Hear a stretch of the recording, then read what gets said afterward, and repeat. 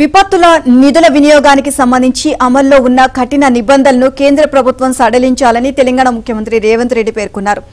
NDRF లో 1350 కోట్లు అందుబాటులో ఉన్నా ప్రస్తుత నిబంధనల ప్రకారం రూపాయి కూడా వాడుకునే పరిస్థితి లేదు అని కేంద్ర బృందాలకు వివరించారు.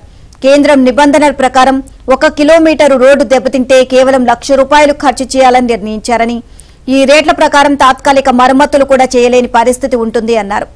భారీ వర్షాలు వరదల వల్ల నష్టపోయిన తెలంగాణకు తక్షణమే ఆర్థిక సాయం అందించాలని, ఆపదలో ఉన్న ప్రజలకు ఆదుకునేందుకు ఎలాంటి షరతులు లేకుండా నిధులు విడుదల చేయాలి అని కోరారు. తెలంగాణలో వరదల వల్ల జరిగిన నష్టాన్ని పరిశీలించేందుకు వచ్చిన కేంద్ర అధికారుల బృందంతో సచివాలయంలో రేవంత్ సమావేశమయ్యారు. ఇటీవల కురిసిన భారీ వర్షాల వల్ల తెలంగాణలో సంభవించిన అపార నష్టాన్ని కేంద్ర బృందాలకు ఆయన వివరించారు.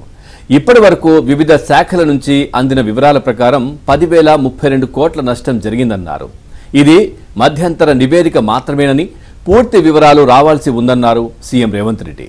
తెలంగాణలో జరిగిన నష్టంతో పాటు ఇక్కడ అమల్లో ఉన్న ఎస్ఎస్ఆర్ రేట్ల వివరాలను కూడా కేంద్రానికి నివేదిస్తామన్నారు.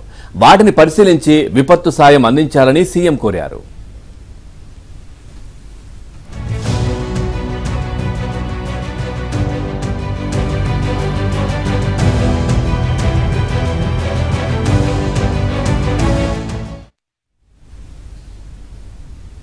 వరదల వల్ల తెలంగాణలో లక్షల ఎకరాల్లో పంట నష్టం వాటిల్లింది అని కేంద్ర బృందాలకు రేవంత్ వివరించారు. పంట పొలాల్లో బండరాళ్లు, కంకర, మట్టి మేటలు వేయడంతో రైతులు కోలుకోలేనంత నష్టపోయారు అని పేర్కొన్నారు.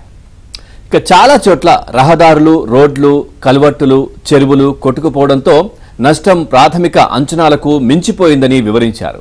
ఖమ్మం పట్టణంలో మున్నేరు వాగుతో ఉన్న వరద ముంపును నివారించేందుకు రిటైనింగ్ వాల్ నిర్మించడమే శాశ్వత పరిష్కారమని స్పష్టం చేశారు. ఓవరాల్ గా ఈ అంశానికి సంబంధించి మరింత సమాచారాన్ని మా కరెస్పాండెంట్ రాజేష్ అందిస్తారు. Rajesh, good morning. పూర్తి డీటెయిల్స్ ఏంటి? నిన్న కేంద్ర అధికారులతో అంటే ఈ నష్టానికి సంబంధించి, వరదల వల్ల జరిగిన నష్టానికి సంబంధించి ముఖ్యమంత్రి రేవంత్ రెడ్డి సమీక్ష జరిగింది కదా, పూర్తి డీటెయిల్స్ ఏంటి? Good morning Pavan. మొత్తానికి ఎదురుతెరుపు లేకుండా 10 రోజుల పాటు కురిసినటువంటి వర్షం కారణంగా తెలంగాణలో దాదాపు 10,000 కోట్లకు పైగా నష్టం వాటిల్లినట్టు రాష్ట్ర ప్రభుత్వం అంచనా వేసింది.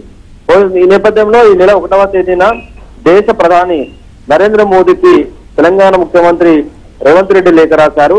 అకాల వర్షాల కారణంగా తెలంగాణలో అపార నష్టం వాటిల్లింది. ఈ నష్టాన్ని పూడ్చడంతో పాటుగా వరద ప్రభావిత ప్రాంతాల్లో పర్యటించాల్సిందిగా ప్రధానమంత్రి నరేంద్ర మోదీని కోరుతూ లేఖ రాశారు. ఆ తర్వాత ఈ నెల 6వ తేదీన కేంద్ర మంత్రులు శివరాజ్ సింగ్ చౌహాన్, అదేవిధంగా బండి సంజయ్లు ఖమ్మంతో పాటు మహబూబాబాద్, ఉమ్మడి వరంగల్ జిల్లా, ఉమ్మడి ఖమ్మం జిల్లాలో 2 రోజుల పాటు పర్యటించి తెలంగాణ సెక్రటరియట్ లో ముఖ్యమంత్రి రేవంత్ రెడ్డితో సమావేశమయ్యారు. ఆ సమావేశంలో ఫ్లడ్ కారణంగా ఎఫెక్ట్ అయినటువంటి వివిధ ఏరియాలతో పాటుగా ఎక్కడెక్కడ నష్టం వాటింది, ఎంతమంది నిరాశయ్యారు, ఎంతమంది చనిపోయారు, వర్షాల తాకిడి వల్ల నెలకొన్నటువంటి ఇబ్బందులు ఏంటి అనేటువంటి అంశాలపైన తెలంగాణ రాష్ట్ర సచివాలయంలోని 6వ అంతస్తులో ఫోటో ఎగ్జిబిషన్ కూడా ఏర్పాటు చేసింది రాష్ట్ర ప్రభుత్వము. ఆ ఫోటో ఎగ్జిబిషన్ ని క్షుణ్ణంగా పరిశీలించినటువంటి కేంద్ర మంత్రులు రాష్ట్ర ప్రభుత్వం ఇచ్చినటువంటి నివేదికనంతా కూడా కేంద్ర ప్రభుత్వం దృష్టికి తీసుకెళ్లారు. ఆ తర్వాత సరిగ్గా ఈ 2 రోజుల కిందట కేంద్ర బృందానికి సంబంధించినటువంటి 6 సభ్యులు తెలంగాణలో విజిట్ చేశారు. దాదాపు 3 రోజుల పాటు ఈ సభ్యులంతా కూడా క్షుణ్ణంగా తెలంగాణలో పరిశీలించిన తర్వాత, కలే తిరిగిన తర్వాత మరోసారి సెక్రటరియట్ లో ఏర్పాటు చేసినటువంటి ఫోటో ఎగ్జిబిషన్ కూడా వీళ్ళు తిలకించారు. ఆ తర్వాత ముఖ్యమంత్రి రేవంత్ రెడ్డితో ప్రత్యేకంగా సమావేశమైన తర్వాత ఒక పంట నష్టం పైన తెలంగాణకు సంబంధించిన విషయంలో ఒక అంచనాకు వచ్చారు. రాష్ట్ర ప్రభుత్వం తరఫున దాదాపు 10,000 కోట్లకు పైగా నష్టం వాటిల్లితే కేంద్ర ప్రభుత్వం 2 రాష్ట్రాలకు సంబంధించి కేవలం 3,300 కోట్లను మాత్రమే ఇవ్వడం పట్ల ముఖ్యమంత్రి రేవంత్ రెడ్డి తీవ్రంగా అసంతృప్తిని వ్యక్తం చేశారు.